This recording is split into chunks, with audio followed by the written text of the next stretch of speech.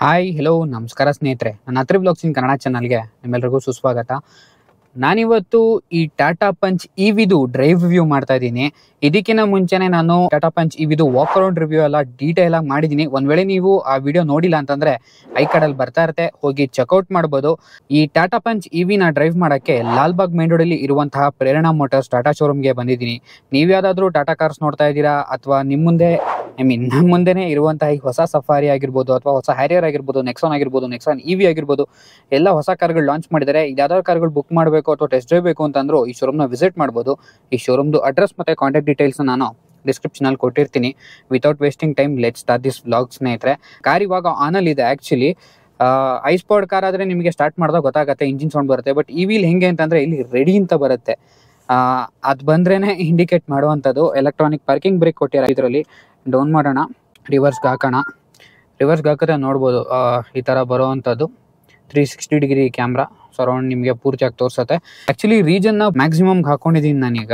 Battery percentage 57% ಇದೆ. ಅದಕ್ಕೆ 108 kilometre range ತೋರಿಸ್ತಾ ಇದೆ. ಇವಿ ಅಂತಂದಮೇಲೆ ಸಿಂಗಲ್ ಪೆಡಲ್ ಡ್ರೈವಿಂಗ್ ಇದ್ದೇ ಇರುತ್ತಲ್ವ ಸ್ನೇಹಿತರೆ. ಲೆಟ್ಸ್ ಸಿ ಯಾವ ಥರ ಇದೆ ಅಂತ. ಅನ್ನೋದು ಮ್ಯಾಕ್ಸಿಮಮ್ ರೀಜನ್ಗೆ ಹಾಕಿದ್ದೀನಿ. ಮ್ಯಾಕ್ಸಿಮಮ್ ರೀಜನ್ಗೆ ಸಿಗುವಂಥದ್ದು ನೋಡೋಣ. ಆಲ್ಮೋಸ್ಟ್ ಬಿಟ್ಟಿದ್ದೀನಿ, ನೋಡ್ಬೋದು ಎಷ್ಟಿಗೆ ಕ್ರಾಲ್ ಆಗುತ್ತೆ ನೋಡೋಣ. 8-7 ಏನಾದ್ರು ಡಿಕ್ರೀಸ್ ಆಗತ್ತಾ ನೋಡೋಣ.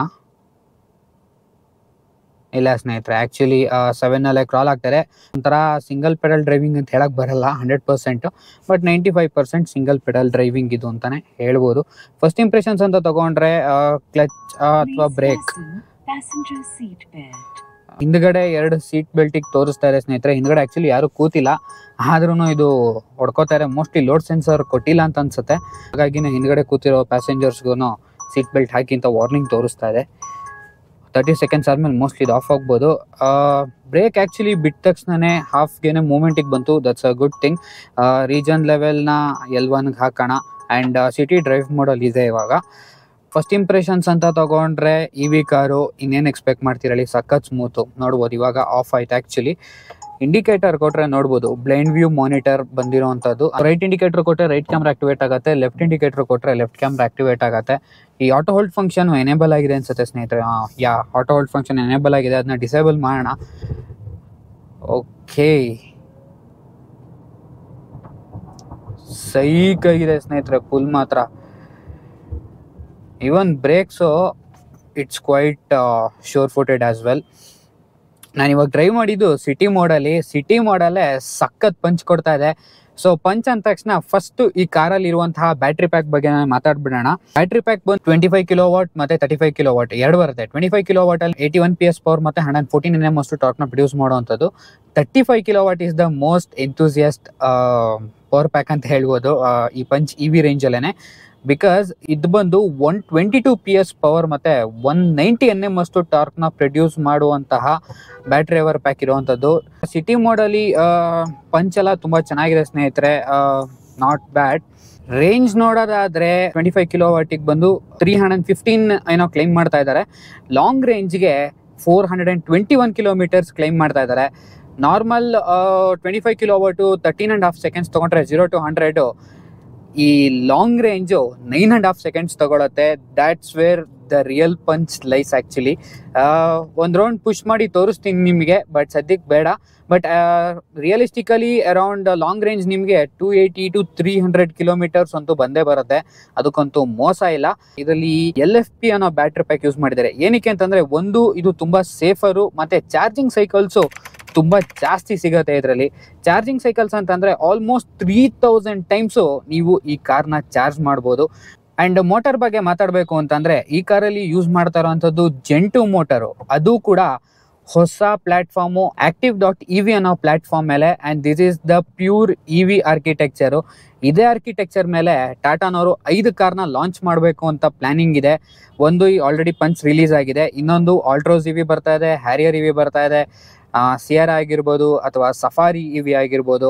ಆ್ಯಂಡ್ ಇದಕ್ಕೆಲ್ಲ ಡಿಫ್ರೆಂಟ್ ಪವರ್ ಟ್ರೈನ್ ಆಪ್ಷನ್ಸ್ ಬರುತ್ತೆ, ಲೈಕ್ ರಿಯರ್ ವೀಲ್ ಡ್ರೈವ್ ಆಗಿರ್ಬೋದು. ಹ್ಯಾರಿಯರಲ್ಲಿ ಆಲ್ ವೀಲ್ ಡ್ರೈವ್ ಸಿಸ್ಟಮ್ ಸಹ ಬರೋ ಚಾನ್ಸ್ ಇದೆ, ಅಂದರೆ 2 ಮೋಟ್ರ್ ಬರೋವಂಥದ್ದು. ಇದ್ರ ಬಗ್ಗೆ ಎಲ್ಲ ನಾನು acti.ev ಆರ್ಕಿಟೆಕ್ಚರಲ್ಲಿ ಮಾತಾಡಿದ್ದೀನಿ. ಒಂದು ವೇಳೆ ನೀವು ಆ ವ್ಲಾಗ್ನ ನೋಡಿಲ್ಲ ಅಂತಂದರೆ ಐ ಕಾರ್ಡಲ್ಲಿ ಬರ್ತಾ ಇರುತ್ತೆ, ಹೋಗಿ ಒಂದ್ಸಲ ಚೆಕ್ಔಟ್ ಮಾಡಿ.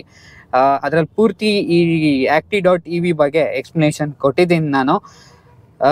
ಇದ್ರದ್ದು ಚಾರ್ಜಿಂಗ್ ಟೈಮ್ ಬಗ್ಗೆ ಮಾತಾಡೋದಾದರೆ, DC ಫಾಸ್ಟ್ ಚಾರ್ಜಿಂಗ್ ಬಂದು ನಿಮಗೆ 56 ಮಿನಿಟ್ಸ್ ತೊಗೊಳುತ್ತೆ.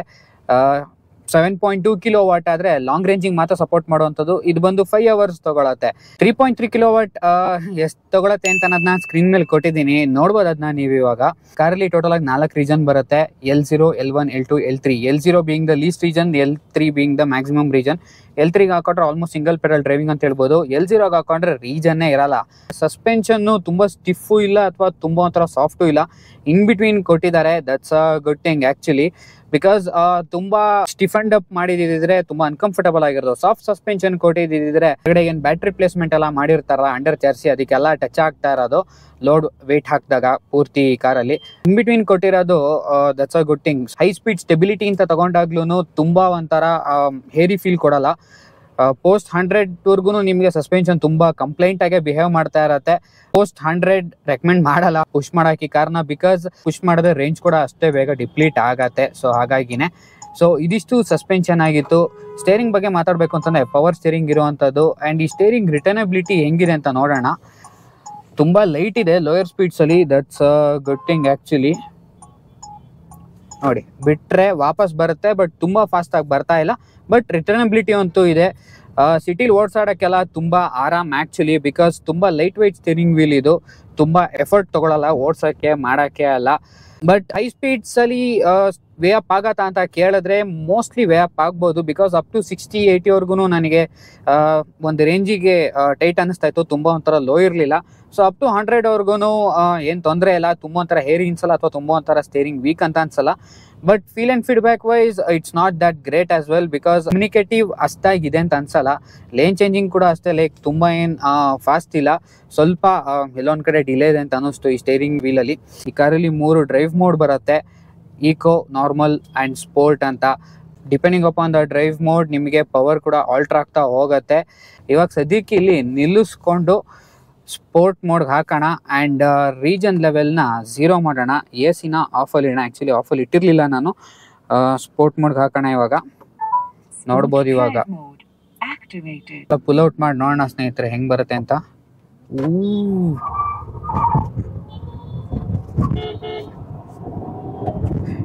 ವಿತಿನ್ ನೋ ಟೈಮ್ 80ಗೆ ರಪ್ ಅಂತ ಬಂದ್ಬಿಡ್ತು ಸ್ನೇಹಿತರೆ. ಈವನ್ ಟಾರ್ಕ್ ಸ್ಟೇರ್ ನೋಡ್ಬೋದು ನೀವು, 190 Nm ಕಣ್ಮುಂದೆ ಬಂದು ಹೆಂಗೆ ಹೋಯ್ತು ಅಂದರೆ ರಪ್ ಅಂತ ಬಂದೋಯ್ತು. ಒಂದು ರೌಂಡ್ ನನಗೆ ನೆಕ್ಸಾನ್ ಓಡಿಸ್ತಾ ಇದ್ದೀನಾ ಅಥವಾ ಪಂಚ್ ಓಡಿಸ್ತಾ ಇದ್ದೀನಾ ಅಂತ ನನಗೆ ಕನ್ಫ್ಯೂಸ್ ಆಗೋದೆ ನಾನೇನೆ.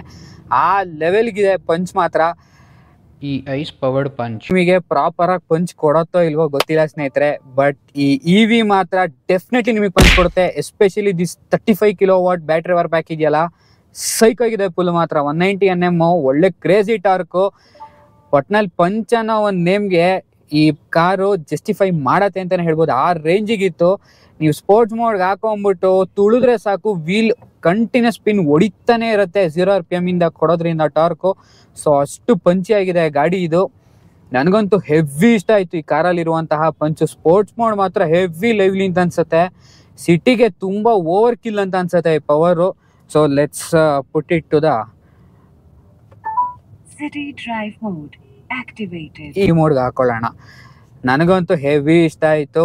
ಒಳ್ಳೆ ಟಾರ್ಕ್ ಇದೆ, ಒಳ್ಳೆ ಪವರ್ ಇದೆ. ಓವರ್ಟೇಕ್ ಬೇಕು ಅಂತಂದರೆ ಮಾತ್ರ ನೀವು ಸಖತ್ತಾಗೆ ಓವರ್ಟೇಕ್ ಮಾಡ್ಬೋದು ಈ ಸ್ಪೋರ್ಟ್ಸ್ ಮೋಡ್ಗೆ ಹಾಕೊಂಡು ಮಾತ್ರ. ಒಳ್ಳೆ ರೆಸ್ಪಾನ್ಸಿವ್ ಇದೆ ಮಾತ್ರ. ಒಟ್ಟಿನಲ್ಲಿ ಈ ಕಾರ್ ತೊಗೊಂಡಿದ್ದಕ್ಕೂ ಒಂದು ಒಳ್ಳೆ ಸಾರ್ಥಕತೆ ಸಿಗುತ್ತೆ ಅನಿಸುತ್ತೆ ಪವರ್ ಡೆಲಿವರಿ ವೈಸು. ಒಳ್ಳೆ ಪೀಕ್ ಪವರ್ ಹೆಂಗೆ ಕೊಡ್ತು ಅಂತಂದರೆ ಒಳ್ಳೆ ಪುಷ್ ಬ್ಯಾಕ್ ಸಹ ಕೊಡ್ತು ನನಗೆ. ಸೈಕ್ ಆಗೋದೆ, ಸಖತ್ತಾಗಿದೆ ಅಂತಲೇ ಹೇಳ್ಬೋದು. ಕಾಸ್ಟ್ ಪರ್ ಕಿಲೋಮೀಟರ್ ಅಂತ ತೊಗೊಂಡ್ರೆ ಆಲ್ಮೋಸ್ಟ್ ಈ ಕಾರ್ನ ಚಾರ್ಜ್ ಮಾಡೋಕ್ಕೆ ನಿಮಗೆ 280 ರೂಪೀಸಿಂದ 300 ರೂಪೀಸ್ವರೆಗೂ ಆಗುತ್ತೆ. ಆ್ಯಂಡ್ ಇದು ರೇಂಜು 280 ಕಿಲೋಮೀಟರ್ಸ್ ಅಂತ ತೊಗೊಂಡ್ರು somewhere near to 1 rupee per kilometre ಅಂತಲೇ ಹೇಳ್ಬೋದು. ದಟ್ಸ್ ಟು ಐಡಿಯಲಿ ಗುಡ್ ಅಂತ ಹೇಳ್ಬೋದು compared to ICE powered car. Cabin insulation ಅಂತ ತೊಗೊಂಡ್ರೆ ಇನ್ಸುಲೇಷನ್ ವೈಸ್ ಇಟ್ಸ್ ಗುಡ್ ಸ್ನೇಹಿತರೆ. ತುಂಬಾ ಹೈಯರ್ ಸ್ಪೀಡ್ಸ್ ಅಲ್ಲಿ ನಿಮಗೆ ಟೈರ್ ನಾಯ್ಸ್ ಅನ್ನು ಕೇಳಿಸುತ್ತೆ, ಮತ್ತೆ ತುಂಬಾ ಸ್ಟ್ರಾಂಗ್ ಆಗಿ ನೀವು ಕಾರ್ನ ಪುಲ್ ಮಾಡಿದಾಗ ಮೋಟಾರ್ ವೈನಿಂಗ್ ಸೌಂಡ್ ಒಂದು ಬಿಟ್ರೆ ಇನ್ನೇನೋ ಬರಲ್ಲ. ಬಿಕಾಸ್ ಇ ವಿ ಕಾರ್ ಇದು, ಗೊತ್ತು ನಿಮಗೆ ಸೈಲೆಂಟ್ ಶಿಷ್ಯ ಅಂತ, ಇನ್ನೇನು ಎಕ್ಸ್ಪೆಕ್ಟ್ ಮಾಡ್ತೀರಾ ಹೇಳಿ ಸೈಲೆಂಟ್ ಶಿಷ್ಯನಿಂದ. ಇವಾಗ ನೋಡ್ತಾ ಇರ್ಬೋದು ನೀವು 53% ಬ್ಯಾಟ್ರಿ ತೋರಿಸ್ತಾ ಇದೆ with the range of 91 kilometres. ನೋಡ್ಬೋದು ರೀಜನ್ ಕಂಪ್ಲೀಟ್ ಆಗಿ ಆಫಲ್ಲಿ ಇದೆ.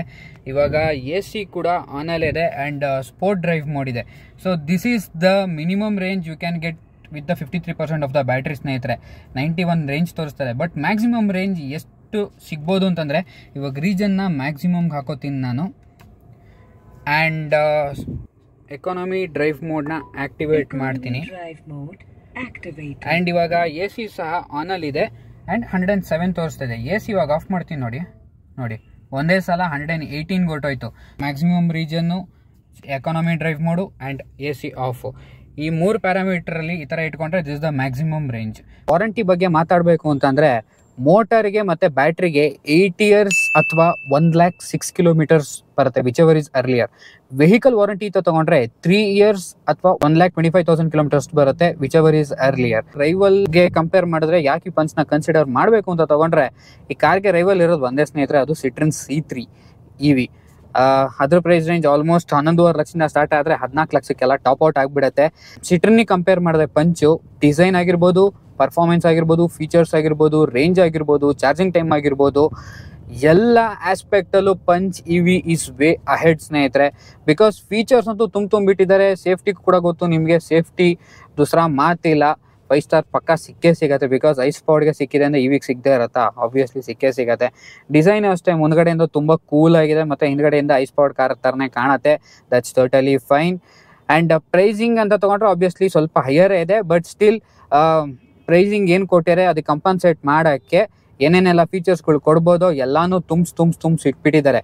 ಬಟ್ ಇಲ್ಲಿ ಆಗಿರೋ ಪ್ರಾಬ್ಲಮ್ ಏನು ಅಂತಂದರೆ, ರೈವಲ್ರಿ ಪ್ರಾಬ್ಲಮ್ ಆಗಿರೋದಲ್ಲ, ಸ್ವಂತ ಟಾಟಾ ಕಂಪ್ನಿನವ್ರಿಗೆ ಅವ್ರ ಕಾರಿಂದನೇ ಇಲ್ಲಿ ಪ್ರಾಬ್ಲಮ್ ಆಗ್ತಾ ಇದೆ. ಬಿಕಾಸ್ ಈ ಕಾರ್ ಹೆಂಗೆ ಪ್ಲೇಸ್ ಮಾಡಿದ್ದಾರೆ ಅಂತಂದರೆ, ಟಿಯಾಗೋ EV ಮತ್ತು Nexon EV in between place ಮಾಡಿದ್ದಾರೆ. ಇದೊಂಥರ ಟಿಯಾಗೋ EVನ ಕಿಲ್ ಮಾಡ್ದಂಗಿದೆ ಆ್ಯಕ್ಚುಲಿ ಪಂಚ್ EV ಲಾಂಚ್ ಮಾಡಿರೋದ್ರಿಂದ.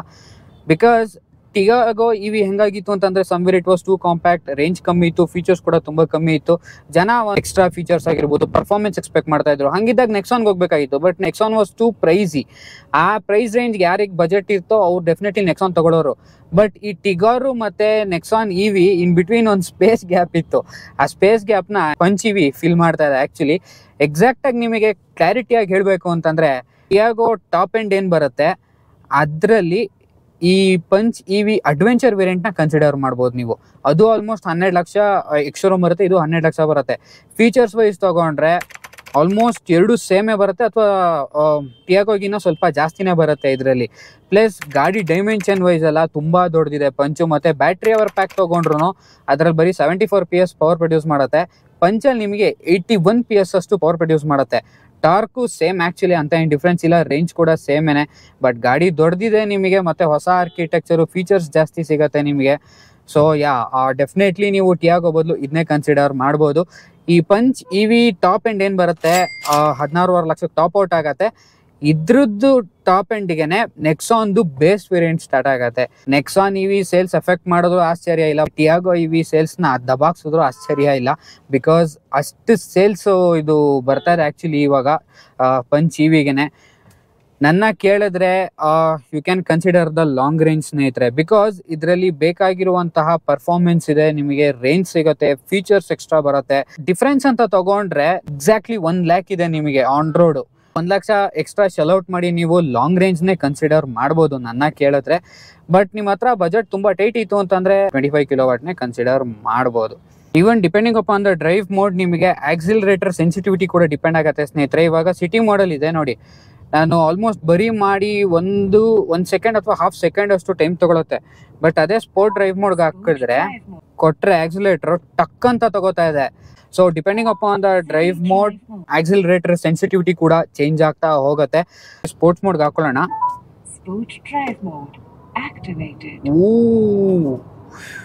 ಕ್ರೇಜಿ ಟಾರ್ಕ್ ಮಾತ್ರ ಸ್ನೇಹಿತರೆ. ಒಟ್ನಲ್ಲಿ ಬೋರ್ ಆಗ್ತಿತ್ತು ಅಂತಂದ್ರೆ ಸ್ಪೋರ್ಟ್ಸ್ ಮೋಡ್ಗೆ ಹಾಕೊಂಡು ಒಂದ್ ರೌಂಡ್ ಫುಲ್ ಮಾಡಿ, ಬೋರ್ ಏನ್ ಆಗ್ತಿರತ್ತೆ ನಿಮಗೆ ಎಲ್ಲ ಹೊರಟೋಗತ್ತೆ. ಆ ರೇಂಜಿಗೆ ಫುಲ್ ಇದೆ ಸ್ಪೋರ್ಟ್ಸ್ ಮೋಡು. ನನಗಂತೂ ಹಗ್ಗಾಗ್ಲ ಅದ್ ಹಾಕೊಂಡು ತುಳಿಬೇಕು ಅಂತ ಅನ್ಸ್ತಾ ಇರತ್ತೆ ಮೂರೊತ್ತುನು. ಅಷ್ಟು ಕ್ರೇಜಿ ಆಗಿದೆ ಮಾತ್ರ ಸ್ಪೋರ್ಟ್ಸ್ ಮೋಡ್ ಟಾರ್ಕು.